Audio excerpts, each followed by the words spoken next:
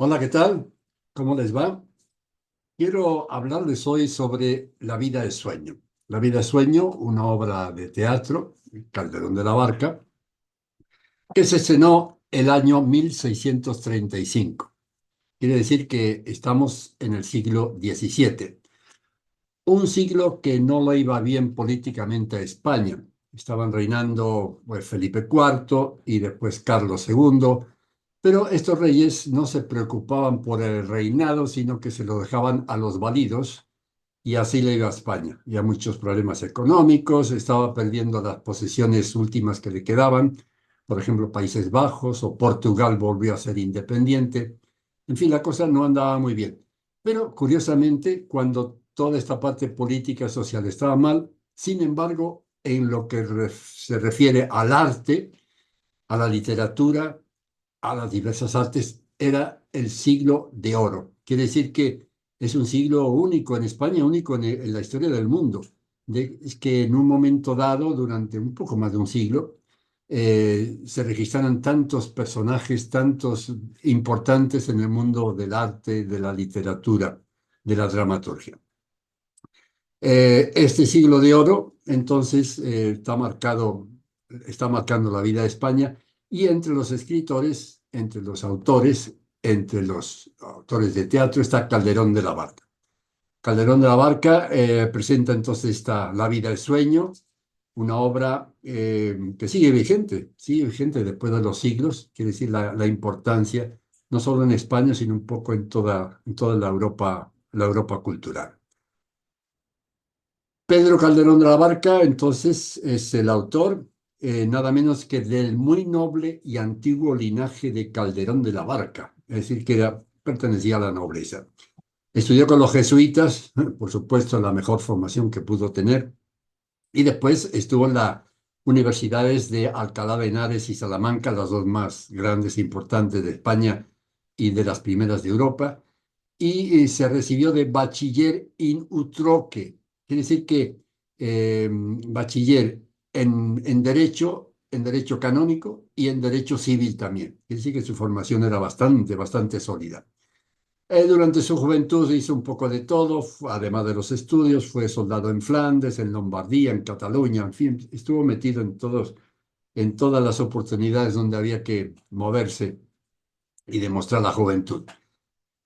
Cuando tenía 23 años ya produce su primera obra de teatro, teatro popular, nada más por el título, Amor, Honor y Poder. Se imagina entonces que trataba el tema importante en esa época, el amor, el honor y el poder.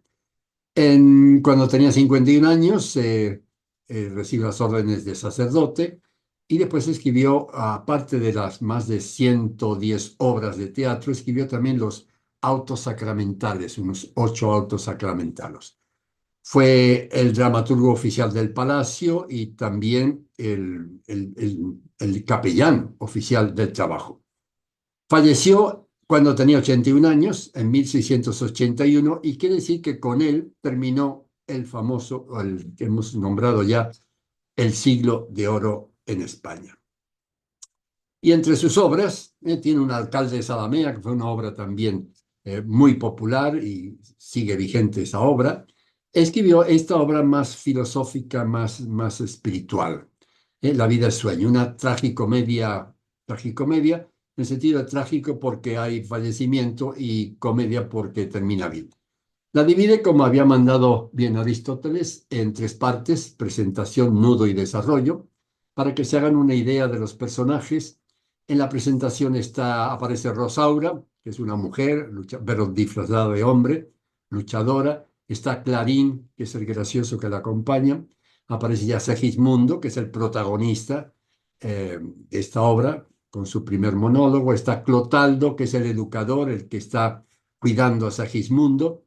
El rey Basilio, que es el rey, por supuesto, el astrólogo, que ya veremos de él. Y están Estrella y Astolfo, que son una pareja de sobrinos del rey Basilio y que los tiene ahí como quizás futuros reyes del imperio. En la segunda jornada ya aparece el nudo. Eh, Resulta que el rey Basilio descubre que existe Segismundo, un hijo que lo tenía escondido, y que para ver si ya un poco ya se hizo más hombre y capaz de reaccionar bien, lo somete a prueba de una torre donde estaba escondido, lo manda al palacio, la prueba fracasa y después lo regresa de nuevo a la torre. Y después está en la tercera jornada el desenlace. El pueblo se libera, libera a Segismundo, hay un enfrentamiento padre-hijo y es el momento de la reflexión del perdón y del final feliz. Bueno, eso un poco para que se vean todos entonces personajes más importantes. Estamos en la primera jornada. En jornadas, acuérdense que jornadas es, como se suele decir todavía, una jornada, un día de trabajo o una jornada de caminar. En la jornada entonces era como un día. La primera jornada aparece Rosaura, Rosaura con Clarín, está disfrazada de hombre. A través de ella nos está mostrando Calderón que también había mujeres diferentes a las mujeres de sociedad, las mujeres sometidas. Esta es una mujer que busca su identidad y limpiar su honor, porque Astolfo, que era un duque de Moscovia, le había prometido que se iban a casar y después la abandonó. Y ella viene a buscar entonces a limpiar ese honor. Muestra una valentía y audacia, un poco como algunas de las mujeres que ya había mostrado Cervantes en Don Quijote de la Mancha. Aparece entonces después de atravesar un bosque, encuentra una torre y ve por las rendijas que hay un hombre encadenado dentro. Hay un hombre encadenado y justo en el momento que llega a ella, ese hombre empieza a hablar. Y es cuando nos presenta Calderón el primer soliloquio de Segismundo. Y dice así, estaba diciendo así Segismundo: ay mísero de mí, ay infelice, apurar si los pretendo, ya que me tratáis así, ¿qué delito cometí contra vosotros naciendo? Mas si he nacido ya entiendo qué delito cometí.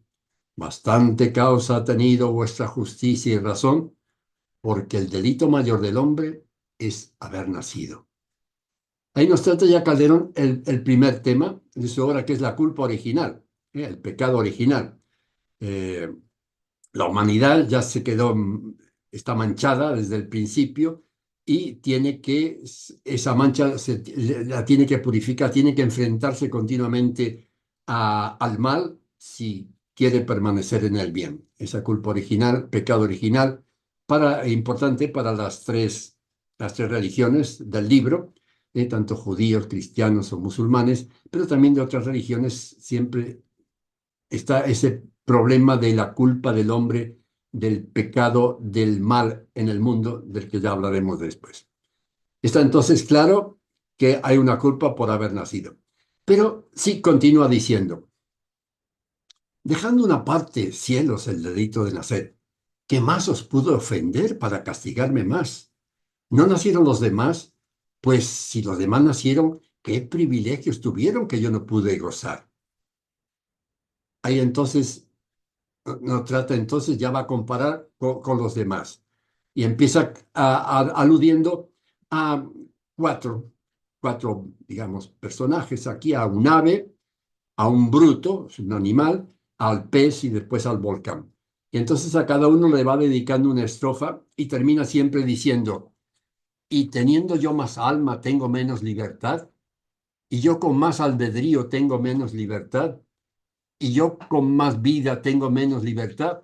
Pues sí, está diciéndole a su conciencia, está hablando, como si en el mundo, tanto en el aire, la tierra, el agua, el fuego, los cuatro fenómenos de la naturaleza, hay esa libertad, ¿por qué yo no soy libre? ¿Por qué no tengo esa libertad?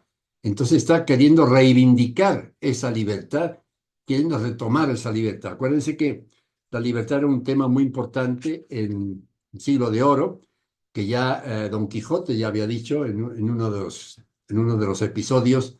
Quijote, hablando con su amigo Sancho, le dice: la libertad, Sancho, es uno de los mayores dones que los dioses dieron al hombre. Supera los tesoros que encierra la tierra y esconde el mar. Por ella se puede y se debe aventurar la vida, que es lo importante que era ya desde entonces el tema de la libertad. Pues bien, Calderón nos muestra aquí que ¿por qué diablos yo no tengo libertad? piensa Segismundo. Y termina este soliloquio con una reflexión sobre el Etna. Y acuérdense que el Etna era el famoso volcán de Sicilia, muy conocido en la antigüedad, y que era cuando explotaba, cuando eruptaba, era tan feroz que algunos lo comparaban con las puertas del infierno. Fíjense cómo sería esa erupción, lo terrible. Pues bien, él se compara ahora al Etna, indicando lo desesperado que está. Y dice así: en llegando a esta ocasión, un volcán, un Etna hecho, quisiera sacar del pecho pedazos del corazón. Que ley, justicia o razón, negar a los hombres sabe privilegio tan suave, excepción tan principal, que Dios le ha dado un cristal a un bruto y a un ave. Y está desesperado. ¿Por qué todo el mundo tiene libertad en la naturaleza, menos el ser humano, menos yo? Esa reflexión después lo aclara, sufre infinitamente por no tener esa libertad de ser quien es. Clotaldo le revelará un poco más tarde, el Clotaldo, su cuidador, le dirá que lo que está sufriendo es ahora, se lo debe a su padre, que su padre es el que lo ha encarcelado ahí. Y decir entonces que no hay que echar la culpa a Dios, a los dioses, sino que es el mismo hombre el que causa el mal. Homo homini lupus, el hombre es un hombre para el lobo, es el que te causa mal. De aquí también,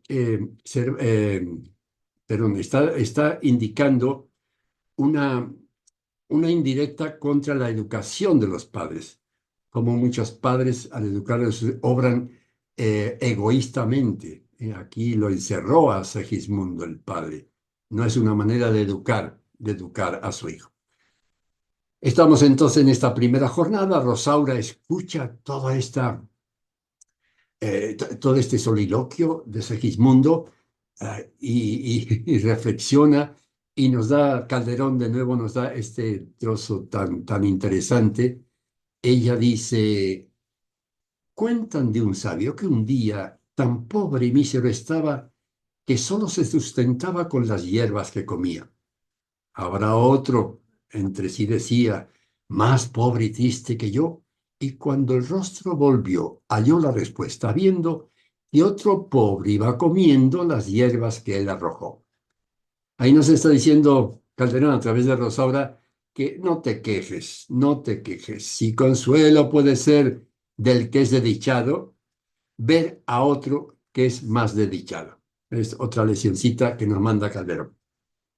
Bueno, entonces está ya platicando ahí, conversando con Segismundo cuando aparece Clotaldo, Clotaldo que era el aya, el educador, un poco el carcelero también de Segismundo, y se enoja mucho porque era secreto este encarcelamiento de Segismundo, así que manda encarcelar a los dos, tanto a Rosaura como a Clarín, pero ahí también se da cuenta, un pequeño enigma, de que esta Rosaura estaba vestida de hombre. Es decir, que para una mujer, para manifestarse como hacían muchos de la antigüedad, tenía que disfrazarse de hombre para ir a estudiar, para ir a la universidad, para destacar. Pero él le ve que lleva una espada, y es la espada que él, Clotaldo, le había dejado a su esposa cuando se fue para que se la diera a su hijo primogénito. Quiere decir que entonces que esta persona era su hijo, era su hija. Volvemos entonces ya a la imagen a Basilio. Basilio se nos presenta, es el rey de Polonia. Calderón hace muy bien, no cita, no pone a ningún rey cercano, de España, por supuesto que no, para evitar problemas. Es un rey de Polonia, enamorado de las matemáticas, la ciencia, la astrología. O sea, no se preocupa mucho por el bienestar de la nación, sino por estar pidiendo a los astros que le indiquen el camino a seguir en la vida. Precisamente en el nacimiento de Segismundo fallece la madre. Y eso ya a Basilio le preocupa un poco. Quiere decir, este niño está saliendo con mal, está empezando mal en la vida. Entonces consulta la astrología. Y la astrología, acuérdense que tuvo mucha importancia en la antigüedad, ya desde la Edad Media, un poco hasta el siglo de Oro. Incluso se estudiaba en las universidades. Y la astrología era algo científico. Se utilizaba en medicina, en la vida normal, etcétera. Y en la literatura aparece muchísimas veces el pedir a los astros que nos indiquen el camino. Empecemos por Cronos, ya con los griegos, fíjense nomás, con Cronos, el dios del tiempo, que los astros le dicen que sus hijos van a acabar con él y entonces se los come a todos hasta que aparece Zeus. Está también el caso de Edipo. Sófocles, ¿se acuerda la gran obra de Sófocles, el dramaturgo griego? Edipo está también, lucha contra ese sino, lucha contra ese destino amargo que le ha tocado, pero no puede. Ahí nos muestra también la fuerza entonces del destino. Y está también Siddhartha, nada más por poner ejemplos, Siddhartha también lo que sería después. Siddhartha también al padre le tiene una sugerencia de los astros de que su hijo no va a ser como él, no va a pertenecer a la alta sociedad y también lo saca de la normalidad para protegerlo. Esa astrología, lo importante es que llevaba al determinismo. Es decir, que si los astros, el fatum, la fatalidad, te dice algo, es que eso se va a cumplir, ya quieras o no. Ese determinismo no es aceptado por los monoteístas. Las tres religiones que dijimos del libro, no lo aceptan, el determinismo, el hombre puede decidir, menos entre los protestantes está Calvino. Calvino variaba un poco el determinismo, decía que Dios es el que te salva, Dios es el que te salva, Jesús es el que, con su gracia, con su sacrificio te salva, o sea que todo depende de él.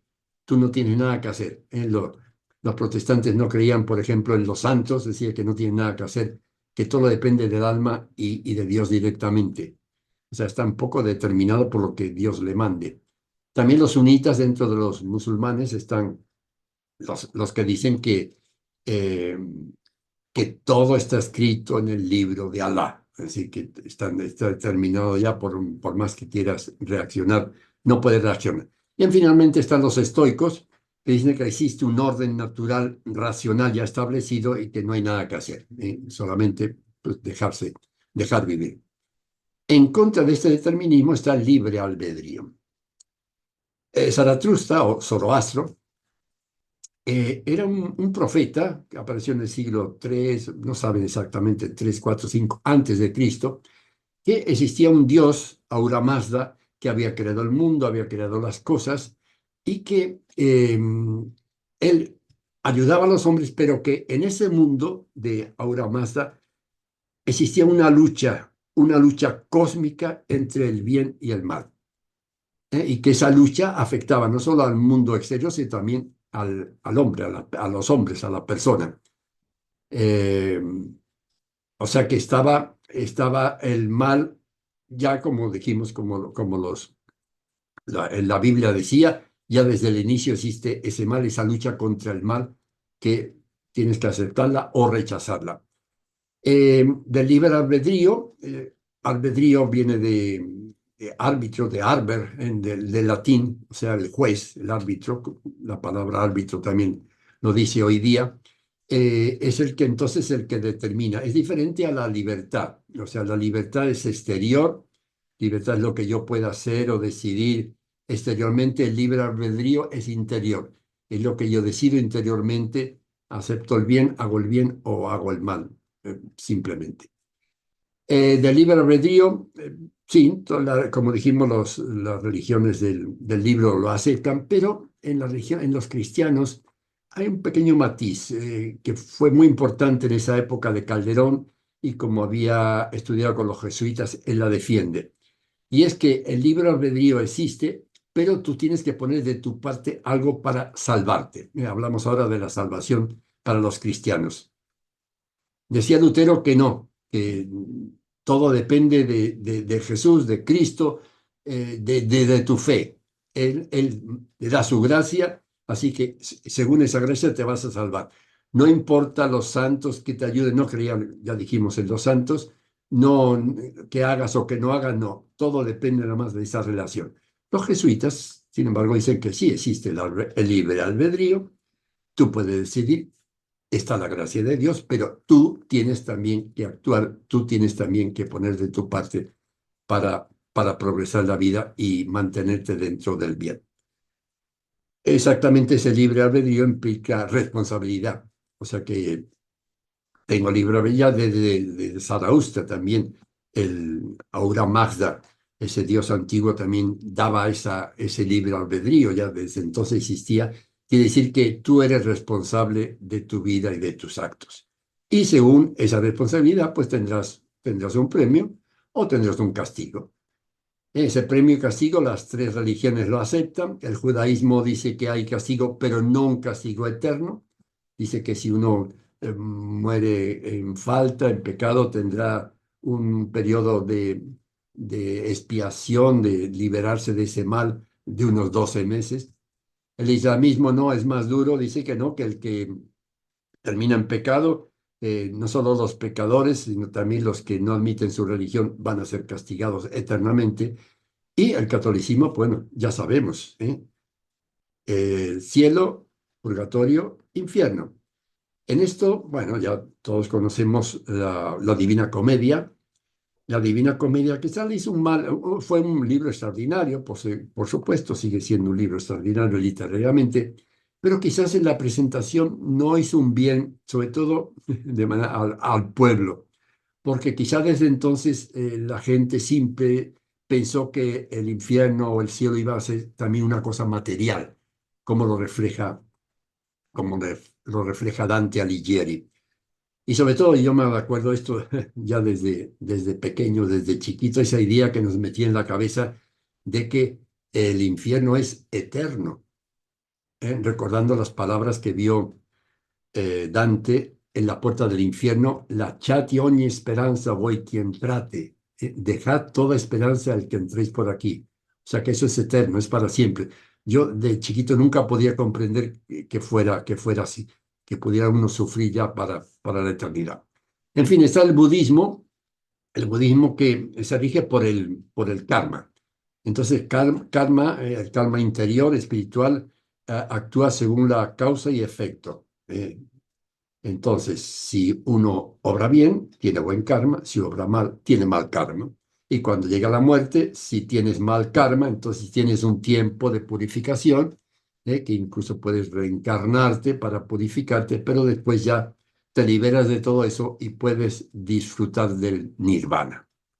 Bueno, todo eso entonces para decir que en esta época ya de herencia de toda la Edad Media, estaba la idea esa europea de literatura, de filosofía, incluso en las religiones, que insistían sobre el tema este que todo termina. El vanitas vanitatis et omnia vanitas. Todo es vanidad en la vida, todo esto se acaba. Sic transit gloria mundi, la gloria del mundo se acaba también. Acuérdate que te vas a morir, dice Memento Mori. Carpe diem, fíjese que Carpe diem ya Horacio, en el año 65 antes de Cristo, ya decía este Carpe diem: aprovecha el día porque te mueres. Haz hoy, no dejes para mañana lo que puedes hacer hoy porque esto termina. Y están después también los poetas, ¿eh? Los poetas tenemos de la copla de Jorge Manrique, La muerte de su padre, recuerde el alma dormida, vive el seso y despierte contemplando cómo se pasa la vida, cómo se vuelve la muerte tan callando. En fin, etcétera. También tenemos, que a mí me encanta recordarlo, a, a un escritor, el poeta andaluz Antonio Machado, que tiene una de sus poesías, es la del caballero andaluz, Don Guido, un tal Don Guido. Y cuando fallece, dice en este poema, le dice a Don Guido: Buen Don Guido, ya eres ido y para siempre jamás. Alguien dirá: ¿qué dejaste? Yo pregunto: ¿qué llevaste al mundo donde hoy estás? Es decir, ya moriste y todos esos placeres de la vida que tú gozaste, ya al final se acabaron. Así es que todo eso para qué. Y él también, Antonio Machado, como interesante, nos da cuando habla en un poema de su personalidad, de su vida, dice al final: y me encontraréis a bordo ligero de equipaje, casi desnudo como los hijos de la mar. Quiere decir que así consideraba un poco esta idea de que al final todo termina aquí, pero hay otra cosa y ahí no se puede llevar nada de lo que hay acá. En fin, estamos en la segunda jornada. Basilio se presenta ante la corte y ya les dice el secreto. Había tenido un hijo, ese hijo lo había tenido escondido porque los astros dijeron que iba a acabar con él y ha llegado un momento en que él piensa que es bueno regresarlo a la vida normal a ver cómo reacciona. Y según esa prueba, si sale bien esa prueba, pues decidirá un poco el futuro. Si es bueno, pues seguirá su heredero y si no, pues ya tiene el plan B, que sería Estrella y Astolfo, sus dos sobrinos, se casarían y serían sus descendientes.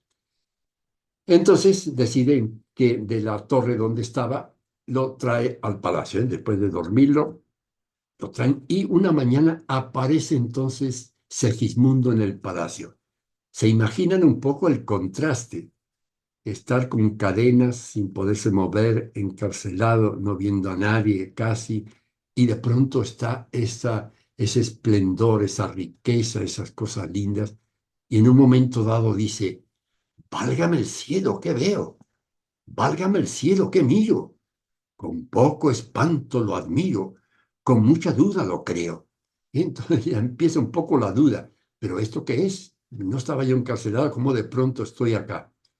Eh, y entonces reacciona, claro, reacciona mal, porque no estaba acostumbrado a estar con tanta gente, acá le dijeran cosas, hay un sirviente, un criado ahí que le da una patada, lo manda por la ventana, lo tira, empieza a discutir con Astolfo, no está de acuerdo con él, eh, en fin, su reacción es negativa y Sagismundo dice, veo que triunfa el vaticinio, este señor, este joven, no es un digno heredero. Así es que lo manda de nuevo a la torre, castigado.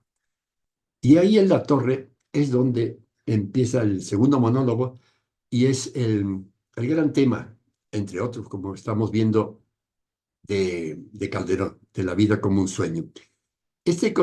Concebir la vida como un sueño es un concepto ya antiquísimo, ¿eh? Desde siempre, desde los griegos ya y antes de los griegos, está que todo pasa y estamos viviendo como una nube, algo que se va, que se elimina y no queda nada. Está ya Platón, fue uno de los bien conocidos, por supuesto, Platón el griego, que está con el tema este de la caverna donde dice que hay unas personas que están viendo a unas imágenes en la cabeza donde están escondidos, no se pueden mover, y creen que eso es la vida, que las imágenes que ven, que eso es la vida. Hasta que uno de ellos sale fuera y ve la diferencia, es el sol que lo ilumina, que se supone que es la verdad, y entonces ve que no, que es otra cosa la realidad. Bueno, ese tema entonces está no solo, no solo acá en la Europa medieval y después Renacimiento, renacentista, sino también en las religiones orientales, está ese tema del sueño. Por ejemplo, dicen que era maya, ¿eh? Los budistas dicen que todavía es maya. Maya es nada, es sueño, es como una pompa de jabón que sube y se explota y se va. La tradición judeocristiana también admite entonces ese en el sentido de que todo sueño, todo pasa. Y justamente Calderón, este mismo año que publicó La vida es sueño, también presentó El Gran Teatro del Mundo. El Gran Teatro del Mundo es una obra de teatro muy interesante, eh, donde presenta a Calderón a Dios, que es el autor de una obra de teatro.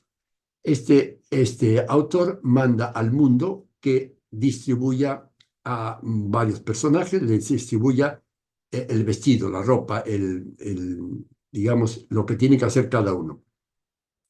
Y estos personajes tienen que actuar según lo que le mandaron, según la condición que le pusieron. Pero ya no puede intervenir. No puede intervenir ni el autor ni el director de la obra. O sea, completamente libre. Y otra cosa muy importante, no hay ensayo. En la vida no hay ensayo. Tú estás haciendo la vida día a día, tú estás actuando sin haber ensayado antes. Es lo que muchas veces uno, ay, si hubiera sabido, ay, si hubiera hecho. No, no, ya pasó, es la decisión de ahora.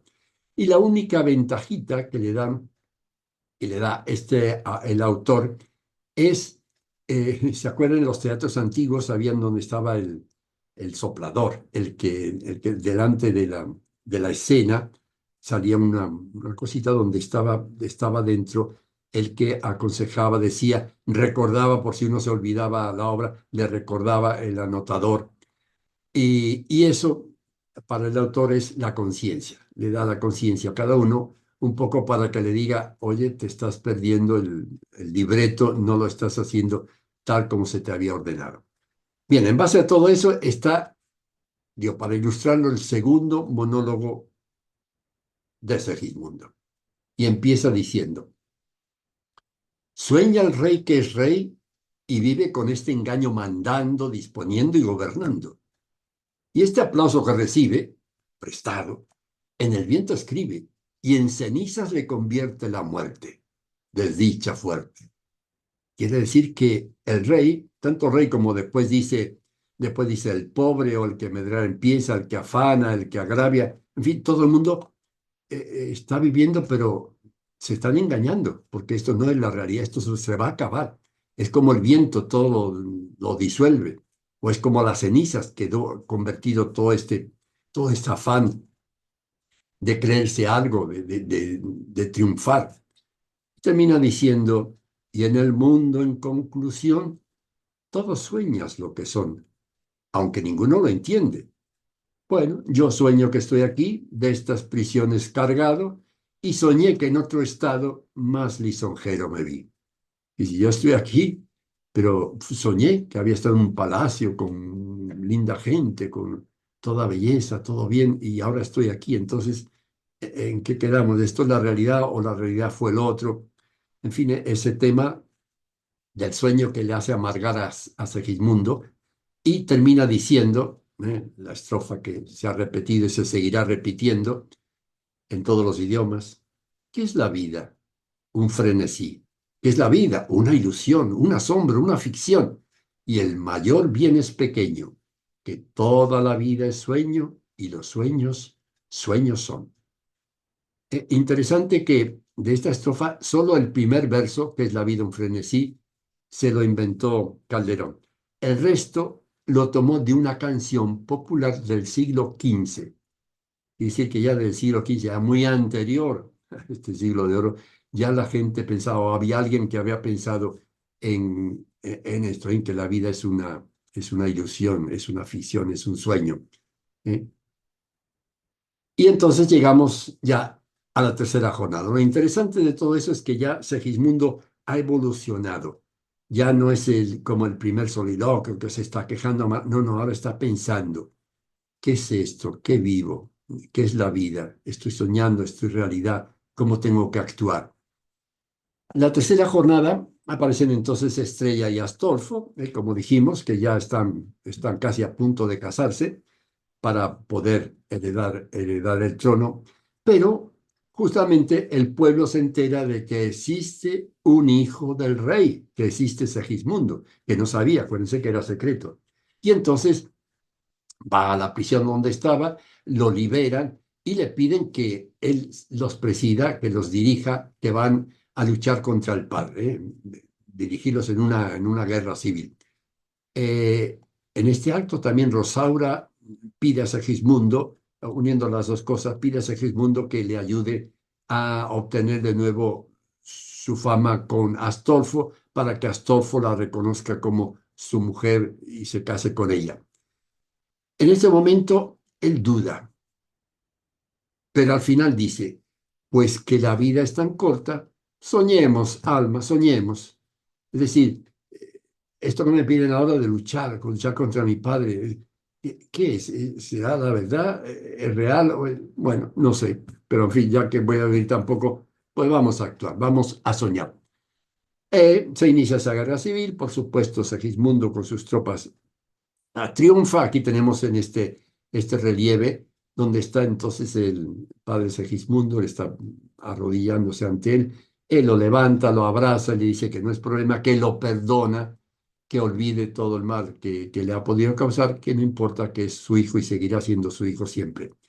Es decir, que ese enfrentamiento termina con el perdón. Y esto es otra lección que nos manda Calderón, el perdón. ¿Sí? Acuérdense que el perdón es la gran diferencia entre el Evangelio y el Antiguo Testamento. El Antiguo Testamento, donde aparece la ley del talión. Acuérdense que el código de Hammurabi antiguos decía el de ojo por ojo, diente por diente, que se aplicaba en parte de la Biblia. No, Cristo viene a decir, olvídense eso, hay que perdonar al prójimo, hay que perdonar al otro continuamente. Es el mensajito que nos manda Calderón. Y con esto se demuestra que el destino vaticinado fracasó, porque fracasó porque Segismundo perdona a su padre y hace las paces y no le destruye nada como había patrocinado. Y entonces ahí nos dice, muy interesante, de nuevo quiere subrayar Calderón, el hado más esquivo, la inclinación más violenta, el planeta más impío, solo el albedrío inclinan y llevan al albedrío, pero no fuerzan el albedrío. Quiere decir, nos quiere demostrar que, como habíamos dicho antes, todo depende de la persona, el libre albedrío que tiene, puede decidir una cosa u otra. Los, los, los, los cielos, los astros no tienen nada que ver, es uno el que decide. Y termina Calderón con un final feliz porque ya Astolfo reconoce su mal, se va a casar con Rosaura, ya Estrella también se queda con Segismundo, en fin, todo se aclara, es una pequeña concesión que le hace Calderón a su público para que termine bien la comedia, pero queda un gran problema, la duda existencial. Dice Segismundo, a reinar fortuna vamos, no me despiertes si duermo. Y si es verdad, no me duermas. Es decir, puede ser que sueñe o que sea realidad, pero en ninguno de los casos me altere. Déjame que viva el sueño, que viva la realidad. Y termina diciendo, mas sea verdad o sueño, obrar bien es lo que importa. Otro gran mensaje de esta obra de Calderón. Lo que importa es obrar bien, ser buena persona. Es el mejor tesoro que puede tener una persona humana, es terminar la vida haciendo el bien y sintiéndose en la conciencia tranquilo de haberlo hecho. Pero todavía añade Calderón, obrar bien es lo que importa. Si es verdad, porque es la verdad. Pero y si no, por ganar amigos para cuando despertemos. Es decir, no sé si es verdad o cierto, pero por si acaso vamos a hacerlo para cuando despertemos. Y justamente ese despertar, ¿qué será? Bueno, está la perspectiva ateísta y de las grandes religiones, que sí que, en principio, todos, menos el materialismo, que el materialismo dice que cuando el hombre muere, el cerebro se acaba, se acabó todo, no hay nada más. En cambio, todo el resto de pensadores, filósofos, las religiones, todos insisten que no, que la muerte es el principio de otra cosa mucho mejor. Que todo no acaba aquí, sino que justo se va a ver a lo definitivo, a lo verdadero. Está la perspectiva ateísta, como dijimos, las religiones, que ya habíamos dicho que sí, que hay un premio, un castigo. Están los espíritas, eh, que dicen también que hay esa relación con el mundo, que justamente cuando uno fallece, el alma es donde va a su verdadero reinado, del que había salido para vivir. Está la reencarnación de las religiones medio orientales, la reencarnación en sentido, ya dijimos, del karma, pero al final es el final feliz. Y hay otras teorías científicas, ¿no? Hoy día hay varias de ellas, la teoría energética, de pasar del universo al multiverso, está el biocentrismo, física cuántica, en fin, hay diversas teorías científicas también, pero ninguna de ellas puede demostrar nada de lo que va a pasar después. Entonces sí, pues son opiniones, son teorías, pero de la realidad eso no puede. Y para los religiosos, los de las religiones, pues tienen la fe. La fe es lo único que les hace creer que habrá otra cosa y otra cosa mucho mejor. Quiere decir entonces que es una cuestión muy personal, que es entonces a cada uno de decidir, de decidir con su libre albedrío qué va a ser eso, qué va a ser de mí, qué va a ser mi futuro, cómo lo veo. Le deseo mucha suerte en esta lección y gracias por su atención.